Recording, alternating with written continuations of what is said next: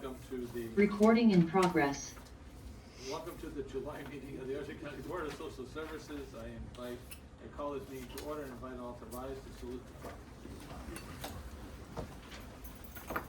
I pledge allegiance to the flag of the United States of America and to the republic for which it stands, one nation, under God, indivisible, with liberty and justice for all.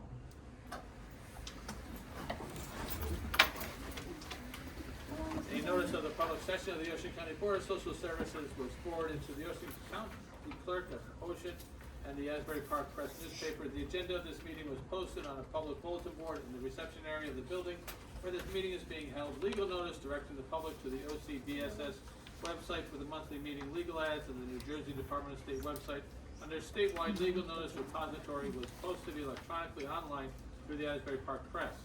Public comments may be made during this meeting at the announced time, and the order of requests are made and are limited to 5 minutes per person. Written comments submitted prior to the meeting may be read, and duplicate comments may be summarized. Roll call, please. Pastor Hartney. Here. Chaplain Miles. Here. Ms. Sternbach. Here. Ms. Thomas Henkel.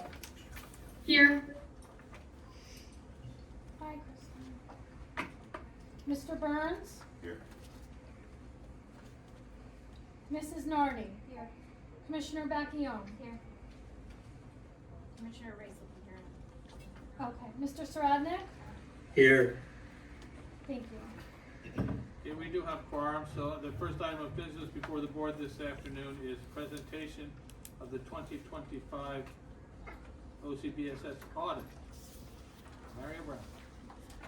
Oh, Make the introduction. okay. Yes, so Brian, you're definitely doing a solo. I'm doing it solo. Okay, well, Brian is, with the Holman firm, he's a partner with the Holman Frenier firm, and, he's going to amaze us by doing this all by himself. Usually there's a team, so it should be interesting. Set me up for a big, that's why they left me downstairs.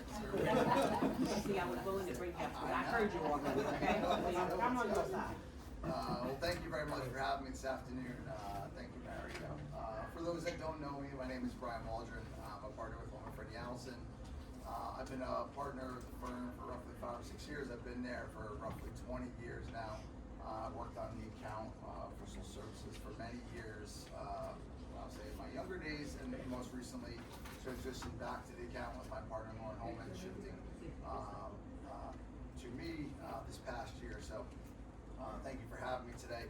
I am here by myself today, but I feel that we had a very detailed finance committee meeting roughly 2 weeks ago to go over the presentation in pretty significant detail. I'm certainly not going to go through all of that same language today. I can answer questions as they come about, but I'm just going to go very high level overview, just give a little update on our opinions that we have for the board. And then again, I'll take any questions if there are any. So with that being said, we have a few opinions that our firm provides to the board. Sorry, that's okay. The first and most important is our independent auditor's report. This report just states that the financial statements are materially stated in accordance with the accounting that is your regulatory basis of accounting. So we offer an unmodified opinion on the regulatory basis. The board follows a different type of accounting versus a regular GAAP accounting, which we would provide an adverse opinion on the GAAP accounting. So again, it's a traditional state regulatory basis of accounting, similar to what the county itself would follow as far as the regulatory basis. And again, there's those were in accordance with government auditing standards, the Department of Human Services, and then DFD as well. So all those requirements are set forth there. And we've issued an unmodified opinion on the regulatory, so it is the best opinion that we can render to the board. The other second opinion that we provide to the board is our report on internal control and compliance. There's a significant amount of internal control and compliance that we go through in the review. We don't do internal control testing outside of our single audit section, which I'll mention in a bit, but we do review the internal controls. There is a significant amount of compliance work that goes into any type of state organization like yourselves and we have reviewed that. We have no instances of non-compliance to provide, so another unmodified or clean opinion for that. And then the third and final opinion that we give to the board is our report on internal control of compliance over what we call major programs. So since the board has obviously significant expenditures of both federal and state funding that triggers what we call a single audit, it's those that are exceeds $1 million on both either state and or federal. We had done single audits this year, so we had reviewed based on calculations that we go through 2 state programs this year, which was your SSI and your Workforce New Jersey. And on the federal side, it was child support and medical assistance programs. So we had reviewed those 4 programs in detail, the compliance requirements set forth by New Jersey and on the federal compliance supplement, and had in no instances of non-compliance on those as well. So 3 opinions, 3 unmodified, clean opinions. So again, there are no formal comments or recommendations to provide to the board. So you'll see nothing in here as far as any findings or recommendations. So hats off to the board and to the finance teams for making sure that was indeed the case. As far as the numbers themselves go, I'm just going to go over a couple of them. Your administration fund, which really represents roughly 60% of your total fund balance. So we ended the 2025 fiscal year, or calendar year, with roughly $16.5 million in total overall fund balances between your different funds. Almost about $10 million of that is sitting in your assistance fund. So right again, roughly about 10 to 60% of your overall funds. We had roughly a 4.5% decrease in our funding in the assistance fund, made up of various different services. Your medical assistance program, one of the largest ones, that was a decrease this year. I think there was some additional one-time, we'll call bonuses or monies that we received during 2024. One of the things you have to keep in mind with a regulatory basis accounting is it's really handled similar to a cash basis, so there's really not something that's matching from year to year. So those monies that came in 24 that I'm talking about were for 23. So where we normally might recognize them on a year that they came in or year that they applied to, that happens to be that way. So there are some timing differences there. So roughly about a $2.3 million decrease in total receipts for the year. And then there were an increase on the expenditure side of roughly $4.4 million, about a 9% increase. The largest reasons for that were operating costs related to personnel and health benefits. Those lines specifically rose the most. Health benefits across everywhere is significantly rising. That was roughly about $2 million or 11% from higher medical insurance basis off the last year. And I believe also it was the first full year of the program cards that we had noted as well. So again, that was roughly about a decrease of about $3.5 million in your assistance fund during the current year. The other administration fund, not the assistance fund. The second largest fund that you would have would be your assistance fund, which saw, again, roughly about a 4% decrease in the current year related to certain receipts coming in. Again, nothing really outrageous. The state side, there was about $160,000 of a decrease there from funding, where our expenditures rose on our assistance to SSI was the largest, with roughly about $333,000. Again, it includes a lot of the assistance monies that were sent out. Our cases rose from 2024 to 2025 as well. So while you are continuing to assist, the public and your customer base, will say, the state receipts and the money coming in didn't necessarily match those, and again, some of that is on a timing basis. But again, as the rises of these cases continue to come in, you're certainly not turning away some of these assistance that you have here. So the assistance fund saw a decrease of about $500,000 in the current year, so down to about a $3 million total fund balance from a roughly $3.5 million in 2024. Some of those other funds you can see if you want to go through the red folders that you have or binder packages you have. There's roughly about 20 to 25 pages in there of footnotes, disclosures to the financial statements, I would say roughly half of those are related to, GASB-related, OPEB liabilities and pension liabilities that, will put you to sleep if my presentation hasn't already done that. But again, it's a little actuary information, nothing that the board has to do differently or have been doing differently. It's just, accounting disclosures that, they make you feel good about themselves, putting all this information into here to make our reports look super long. But again, so I apologize for some of the boring reading there. But again, if you are interested in some of that information, it will provide some insight on the actuary calculations of how some of those liabilities, that the board has and has always had, are calculated. But I'll kind of just end with, again, the most important here, no comments, recommendations, no formal comments, recommendations, 3 unmodified, clean opinions. We appreciate, working with the board, working with the finance team, and getting this audit completed. There's a significant amount of work that goes into, the testing and the files and pulling everything in this year, and it's been a pleasure being in a new building. As I said, I've been here 20 years. It was obviously the first time I was in this building, but it's a big change from back in the days of where we were. So hats off to the board, for this beautiful building here as well. So if there's any specific questions from anyone, whether finance committee related or not, I'd be happy to try to answer any of those questions at this time. Do any board members have questions first, Brian? We have to thank the county. Yes, absolutely.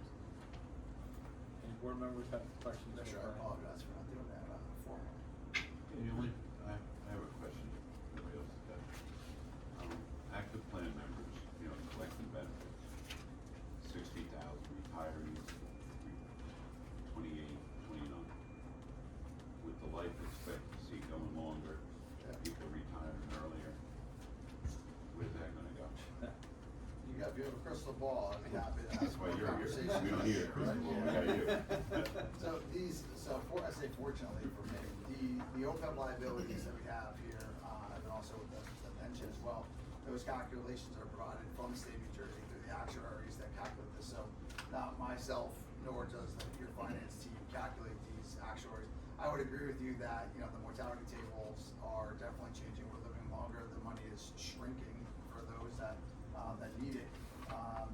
So depending on the market rates, the discount rates that the investments that hopefully this money is sitting in to be paid out. That's what I'm getting at some point, it's not gonna be sustainable.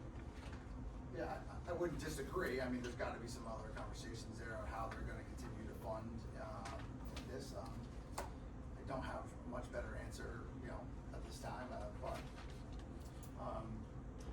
I would hope, Do you see contracts changing? I'm sorry? Contracts changing where they, I mean, certainly I'm sure there are some, collective bargaining agreements that are going through and making certain changes and adjustments, but, as far as the basis being in estate plans, themselves, I mean, it's getting extremely expensive to be in these plans, for any base, right? So you are starting to see a lot more government entities moving into local plans, getting out of the state, plans themselves.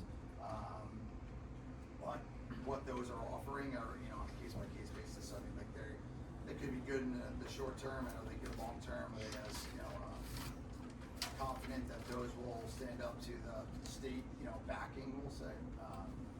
God forbid anything ever happened at the state level when you have to pay this liability, it would be like Armageddon, right? And you'd have to, everything would be shutting down, not just the county itself. I mean, everywhere. a lot of these plans look good today, but they don't look good tomorrow. Correct. I mean, it's the joke is kind of, if you have one of these plans, the retirement plans, you just want to retire tomorrow and make sure you get your money and not have to worry about those in 5 or 10 years, similar to Social Security or any of these other. All right, thank you. Wouldn't you think it would be cheaper having the state plan, because usually the amount of people Sure. in it would give you a lower cost. The premium might be cheaper. Right, Yeah. so it's like, if you look at the local plan, it might look good today, but tomorrow, Yeah. you would think that they're gonna jack it up because. They got it. Yeah, right, so And it's like, it's The better the ongoing, devil you know than the devil you know. the ongoing conversation we've had year after year with Congress John Buckley is our claim history. Because we're heavy on retirees in the plan. Yeah, We well, have the a problem high- is the state's going at 40%. Yeah, I know. And why, you know? But- They can. Oh, yeah. Yeah, but but then also their rates go up, you know what I Yeah. mean, for themselves, and then now then it's like they leave you out and then they invite you back in, and it's like, you know, who wants to keep going in and out of benefit plans and Again, stuff so I like think the that. audit points out what we already know, Yeah. quantifies it, and then it allows us to, you know, to have a good discussion. Kind of You try to don't- buckle it The po- again. Sorry. I have two questions, if I may. Sure. Thank you. This is Caitlin Thomas Henkel. I have a question related to your review, and if your review looked at any risks associated with staffing expectations, expenditures, vacancy assumptions, overtime, or personnel budgeting that could affect our financial sustainability. So on the broad scheme of that question, you know, our audit is not designed to determine the type of budget that the social services implements or has. Our goal or our plan when we're doing the audit is to ensure that on the one budgetary schedule that we do look at, which is I believe in the audit, it's on schedule page 41 of the packet, to make sure that we are within the budget that is set forth and that is adopted. The management's assumptions and determinations of how those budgets are created are not in the scope of what our regular audit is done. Our audit is to perform, to make sure the financial statements are materially stated and that the compliance of the grants and the federal and state funding that is being received is being spent in accordance with those grants themselves. So the amount of staffing or vacancies and things of those nature are not necessarily in our scope of what we're looking at. I don't know if that answers a little bit of that question, but it's kind of, we are reviewing payroll costs and and things of that nature when it relates to the grants and things that we are testing, but we are definitely sampling what we are testing, right? We're not certainly looking at a full 100% population of anything. So when it comes to a certain grant, we're making sure that certain allocations are correct in accordance with that grant. But the overall broad scope of the budget as a whole, we're not diving into how it was created necessarily, as long as it's not overspent, I would say. And as you can see, at least on this schedule there, and our duty would be that, your budget was under $58 million, there's net expenditures of roughly $50 million, so shows the variance of under expended budget. So as a whole, that's what we're making sure, just to make sure that is in compliance. But the budget by budget lines, and then the detail inside of each one is not part of our audit process. Thank you, that's really helpful. We've had a lot of discussions around staffing and vacancies and budgeting, so it's helpful to understand that that's not necessarily part of your review. I have one other question as it relates generally to grants management. And I understand the compliance piece, but from your perspective, can you comment if you see if there are any risks associated with our current grants management practices? In terms of how we're managing cash flow, how we're managing forecasting, just generally the practices with our federal grants and other grants that we may have. Sure. The process that we're reviewing during the audit of on most cases, most of your grants are on a reimbursement basis. So what we're doing is ensuring through the forms that we get are through confirmations through either individual grants themselves or through the state of New Jersey, to ensure that what was submitted for reimbursement, which would be your expenditure requests and so forth, are being received timely and also correctly, right? So they're making sure that they're being deposited in a timely manner. So the compliance part, I know you said not compliance, but that is really what we are focusing on when we're doing the audits. The internal control aspect, our duty when we're in this audit is not a internal control audit. We review internal controls to ensure that they exist. Now, if we have risks that you mentioned that we feel are significantly lacking and there's gaps between certain things, we certainly would bring that to the attention of not only finance at the time, but also to the board or to the finance committee as we were going through that. But nothing was to the level that we noted that there were missing risk or we'll just say steps in the process to ensure that deposit A was getting to, bank A, making sure that that process was done correctly.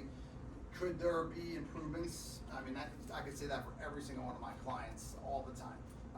But I don't think there was anything that rose to a level that we were concerned with during our process that resulted in, needed to be extra governance attention. If that answers your question a little bit. That's really helpful. I'll speak on behalf of myself. I think one of the key pieces we're looking for is a little bit more understanding on a regular basis of the grants and revenues and forecasting on a monthly or quarterly basis. So I don't know if that's something that you may have, not at this time, but any recommendations for the future so the board has a good understanding of those expenditures. But that's something I think we're really interested. I'll speak for myself. I'm interested in monitoring. I'll answer that. Yeah. I mean, so I just didn't know where that was gonna. As part of our audit, practice, that certainly wouldn't be something that would fit into the audit scope. We perform significant amount of what I'll call non-attest or consulting work, right? That could go through and do that type of, agreed upon procedures type work, where it's specifically to look into grant A or grant B, how that works, develop a SOP manual. I mean, like, you say it, we can do it, right? It's just not in the scope of what this audit is, and it also wouldn't be me or my team necessarily doing it, right? That'd be another part of my office for pure aspects of independence, so we're not just doing everything, to making sure that the audit is being done in accordance with what it needs to be, independently from any type of consulting work that the board, ultimately, right, the board is who hires us and makes us be here today and to provide this audit. So we certainly could assist in any way that the board feels is necessary or needs more further clarification on. But it would just be outside of the scope of the audit, which stays in like a little bubble, and then we go from there. Thank you for the clarification. I appreciate it. Thank you, Caitlin. Before we take any more questions, just as a matter of record, please note that Commissioner Race has physically joined the meeting, so welcome, Commissioner. Thank you. I have a clarification. Just Okay. for transparency, I'm in the state plan and I'm living longer.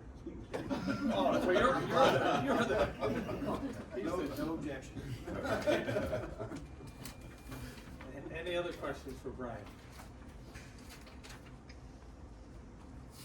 Hearing no other questions, we'll entertain a motion to accept the 2026 audit as it has been presented and clarified. So moved. Second. Roll call? Pastor Harvey? Yes. Chaplain Miles? Ms. Sternbach? Yes. Ms. Thomas Henkel? Yes. Mr. Burns? Yes. Mrs. Nardi? Yes. Commissioner Bacchione? Yes. Commissioner Race? Yes. Mr. Saradnik? Yes. Thank you. Brian? Okay. Thank you. Of course. Thank you very much. Appreciate you having me today. And again, any other questions or any services we can provide, just let us know. Good job. Thank you. Sounds good. Thank you. Thanks, guys. Oh, no problem. Thank you very much. Have a great day. Okay, the next item of business on our agenda is approving the minutes of the June 23rd meeting. Motion to approve. Second. Roll call? Pastor Harvey? Yes. Chaplain Miles? Ms. Sternbach? Yes. Ms. Thomas Henkel? Yes. Mr. Burns? Mrs. Nardi? Yes. Commissioner Bacchione? Commissioner Race? Mr. Saradnik? Yes. Thank you. Okay, under information reports, the employment activity report has been provided for the board members, and we have a Medicaid update report from our deputy director. Good afternoon, everyone. I just wanted to highlight, in your packets, I emailed this, over last night, so some of you may have seen it already.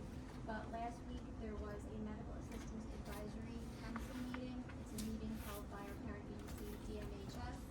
And they released what is the first public scorecard, which shows each county's performance with regard to the Medicaid programs. We're gonna talk more about this, during the executive session, but I just wanted to provide this because this is a really important document and they're evaluating our ability to keep the Medicaid cases that we have, especially because of the HR1 bill and the upcoming changes that are happening in January. So I just wanted everyone to have a copy of this. It's not on the DMH's website yet, but it will be, and then it will be updated monthly from there. It is a good tool because you can see progress too over the past year. And like I said, we'll talk a little bit more about it a little later, but I just wanted to provide this.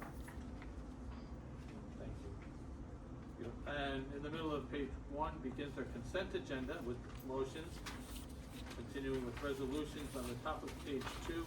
Under resolutions are some additions since the agenda was distributed. They are bolded. They look like they're all pen and ink corrections. The consent agenda continues through page 2. On to page 3. And ends with monthly bills. Are there any items on the consent agenda members of the board would like to be separated and discussed separately? Hearing none such, a motion.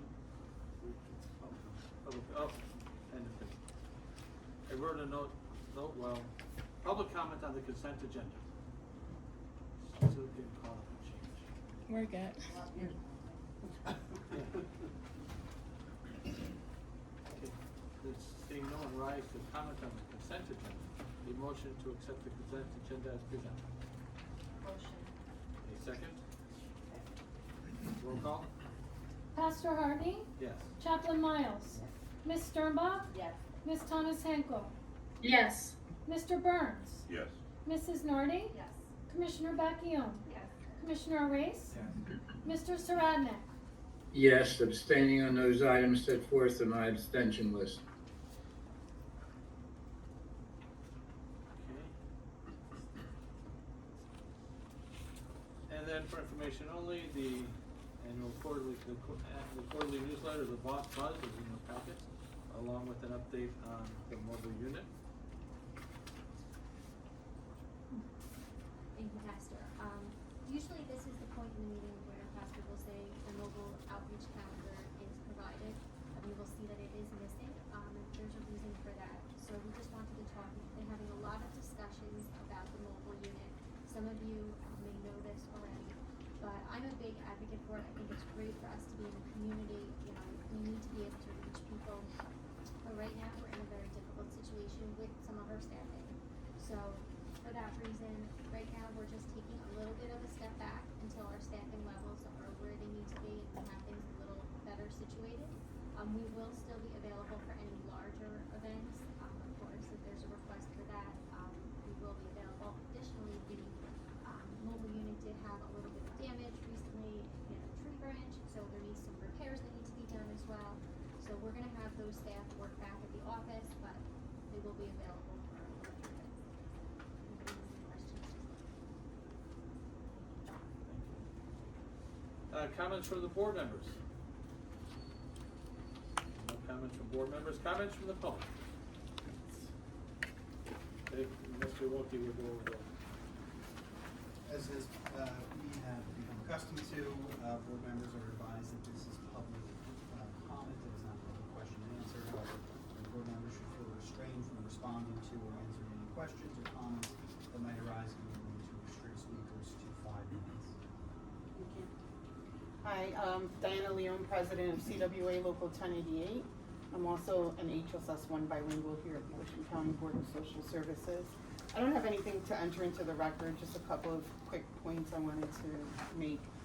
First and foremost, I wanted to thank management for another productive labor management meeting we had earlier this month.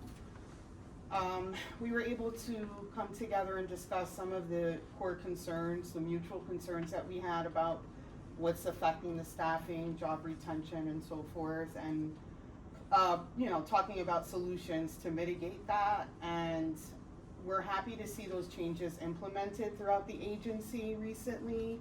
I think it's improved morale and hopefully will aid in job retention. And so we just wanted to thank management for that, and just stressing that it's so important to us also to keep the lines of communication open so that progress can continue to be made. So thank you, Brian, Jennifer, Eric, John. You know, that's always been our goal, is to kind of, you know, make it a happy, healthy place to work. And, because there are good employees here, so thank you for that. I'm glad that the deputy director did touch on the HR1 bill, because that is also a concern for CWA. We understand that the changes are set to start taking effect primarily in January, but there are some, I think, that are on the horizon as of October 1st, particularly with non-citizen clients. So one of our concerns is what that means for the staff here that's already strained. So are we going to be seeing an influx of clientele coming in through the door because they're no longer eligible, or their certification periods are shortened, and they're missing them? And again, on an already strained workforce, we're just wondering if management has any ideas. I know I emailed Brian this morning and maybe last week about some of those concerns, and I know it's, you know, you just got that, so, but I hope that this can be a communication onward too, and just trying to make sure that the staff doesn't continue to suffer from burnout, especially our bilingual staff that's already suffering because we don't have enough to serve the community. So that's another concern. And finally, just to circle back, we just wanted to follow up on the status of the special investigation that we have been advocating continue. While we see improvements in morale and so forth throughout the units, I think that the special response unit is one that is definitely in need of some special attention. So that's all I have. Thank you. Thank you. Jen is gonna do HR1, and then Brian will address the Okay. Thank you. Diana, you brought up a great point. October, there are some changes coming, but there should be a minimal impact to us because it's being handled by a portal outside of us where clients have to submit documentation to. So last Monday, 25,000 people statewide were sent letters that the Medicaid were not able to, at the state level, identify and verify citizenship for. They were then told of what documents they have to provide, and they're gonna have to do it inside a portal. There's a hotline that's not gonna be for us, and there's going to be a legal services line in the letter they're gonna receive. So, you know, they have until September 30th to supply this, and then there's gonna be an additional period until the 31st of December, we're being told that they can. So while we may get more questions, they should be redirected to that. When we have a copy of the letter, certainly I will share that I haven't received a copy of anything that is provided or where to direct them to as it gets closer. They've been providing more information. But I think the major impacts for us will be when the recertification for the expansion groups happen January 1st, which is gonna be every 6 months. Right. So in anticipation of that, we've had a lot of discussion on Medicaid and the importance of making sure our staffing levels are where they need to be. Because if not, first of all, the state's evaluating where we are, and if we're ready to take on that additional work, we don't wanna see conditions of burnout. We wanna make sure we have staff to support the work that's going to be asked of us. We wanna keep our cases. So it is a very, you know, priority hot topic for us that we've been discussing constantly. But thank you. Thank you. Ms. Stager has been working through a large amount of data that I sent to her to help prepare her for some of the stuff she's gonna be doing. Okay. Her dance card's a little full. She will be here the week of August 10th. Oh, great. And, Okay. 2 units have been prioritized, one of which is SR. Perfect. Thank you, Brian. Appreciate that. Thank you. Hello, everybody. Wendy Solomon, HSS 3 bilingual, and I'm also the secretary for CWA 1088. I'm a member of the Health and Safety Committee for this agency, and I just want to bring up a few things that we're dealing with at the office location in Lakewood. We have brought these issues forward going on more than a year, and nothing has been done. We had to share the bathroom, the employees had to share the bathrooms with the clients, and we had instances when we walked them, there was an employee that walked them, and there was a client taking a bath in the sink undressed. So the employee was exposed to somebody undressed in the bathroom while she was in there by herself. We also found drug paraphernalia in there before. White powder with the issue with some of the drugs these days that are very dangerous just by touching them. This is a concern, and we brought this forward to the Health and Safety Committee before, and we were actually accused of discriminating against our clients because we brought the concern of safety. The door to the bathroom is locked. If there's somebody in the bathroom using the facilities and there's a client in there, the client decides to attack the employee. By the time that the security guard gets in the bathroom, anything can happen. And I understand that that we were told that they were thinking about solutions to this issue, but we have brought this forward for more than a year now, and nothing has been taken. Nothing has been done about it. So I just want to bring this forward to the board for you all to be aware of what's happening. Your employees are at risk at the Lakewood office, and we have been asking for help, and we have been ignored thus far. Also, do we have any information about what's happening with the renovation to the Lakewood building? We're having a lot of issues there when it comes to the conditions of the building. There's a lot of dust. There's issues with pests. We have roaches falling from the ceiling, and this is something that we also brought forward before many times. And they spray every now and then. I understand that now we were added to a weekly or monthly schedule for them to treat the facility, but we shouldn't be in those conditions. We had to work in that office for 8 hours a day, and for us to be afraid to sit at our desk, wondering whether or not the roach is going to fall on us is not. I don't know you, but it's not okay for us to be working in those conditions. So I just wanted to bring that forward. Thank you. Thank you, Wendy. The renovation and the insects infestation, it's a county building, so No, we'll definitely we'll, be reaching out to in partnership with the county, we'll address that need. Yes. For Chaplain.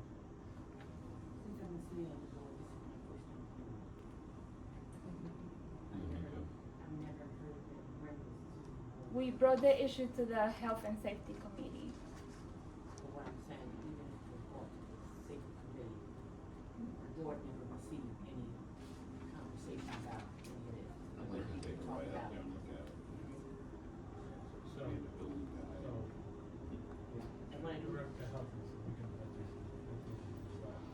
health and safety committee on their meeting for complete minutes and information to the board. What is the That we did not receive any of this information from every board member, even if we had one. When is the renovation that's supposed to happen? Supposedly there was supposed to be a renovation. How many years Well, ago? I remember back in like 2020, they were going to redo the entire building. They were gonna have people interviewed on the first floor, and then we were gonna keep the our section on the third floor. People for the county were gonna be on the second floor. It was a whole thing, so that never did happen. It never happened, no. Okay, No. so is that what you're talking about, that renovation? Yes. All right, I think we'll just have to, we'll ask some questions, and we'll have Brian or Jen get back to you on that after we look into that further. All right. But thank you for bringing that forward. But the other thing is, just make sure, I mean, we'll also look into your concerns about the drugs in the building. But anytime there's drugs in a building, that should just, the police should be contacted. No, you know, too. the issue is, same problem was in our libraries. There are public in the libraries, and Hanging we out. had to have the ceilings redone. They were tucking drugs in there, they were tucking their belongings in there. So and this was before Commissioner Race and I were on the board. I know that the library the county had to spend money to secure the library. And I agree that the employees should not be in the bathroom, it is a safety risk. with the public. So I just, text the BA to find out what's going on, so we'll have answers for you for our next meetings. We were not made aware of this since, this is July, since January, so we didn't know anything about this. But don't the employees have a locked bathroom Not that is for anymore. employees only? Not anymore. No more? No, we had to share our bathrooms with the public. Oh, okay, they took the locks off. They used to be employees only on the second and third floor, and then the first floor was for clients. Yes, it happened during COVID. There were some issues with the on-house population coming into the downstairs bathroom. They decided to lock the bathroom downstairs and make the bathroom on the third floor available to the public. Is there a building manager that you speak to? Is there someone that runs the building that you would go to with these complaints, or no? When you say they, like, who made those decisions to change that? Oh, I believe it was the county. Okay, I have to Yes. find out exactly who. That's what we were told by the health and safety officer. So, Wendy, again, thank you for bringing these, especially the safety issues for the employees. Who's your health and safety? Lori Oakley. So she's with boss. That's one of Yeah. our, Yeah, so, at the board's direction, we'll work closely with the county, that people are kept safe. Thank you so much, everybody. Brian, are we allowed to pop in? Out there? oh, absolutely. I'll be there tomorrow. Well, you're not popping in, just Oh, I meant Thursday. You go in the bathroom. I'll leave my Thursday. Any other public comment? Yeah. Yeah, that. Any other public comment? Seeing no other public comment, thank you all. We'll have a Monica resolution to hold the executive session. I do wanna just make a comment on the, retirement, resolution. I like that she plans on traveling and spending time with her family and gardening, so congratulations on your, retirement. One day we can do that. I hope she was able to do a lot of that. You do it when you go home tonight. Yeah. Whereas the Open Public Meetings Act, NJSA 10:4-13 permits the exclusion of the public from discussion of certain matters.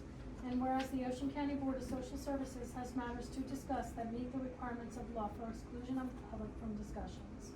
Now therefore be it resolved by the Ocean County Board of Social Services that the board enter into executive session and the public be excluded from discussion of the following matters.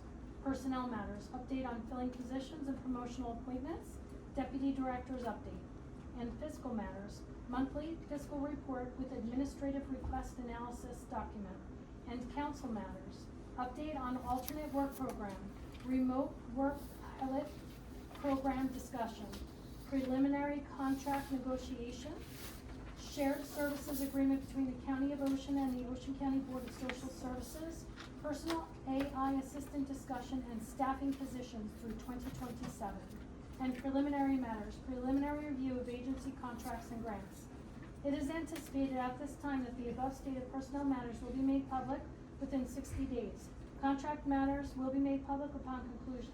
Matters concerning recipients of agency services will remain in the executive session. A motion? Recording stopped. Second. Okay, welcome back into our open session. We have no matters of business to finalize in open sessions. So the final action of the board for this month is to adjourn. Motion to adjourn. Motion. Second. Second. Roll call? Pastor Hartney? Yes. Chaplain Miles? Ms. Sternbach? Yes. Mr. Burns? Yes. Mrs. Nardi? Yes. Commissioner Beckione? Mr. Saradnik? Yes. Thank you. Thank you all. See you in August.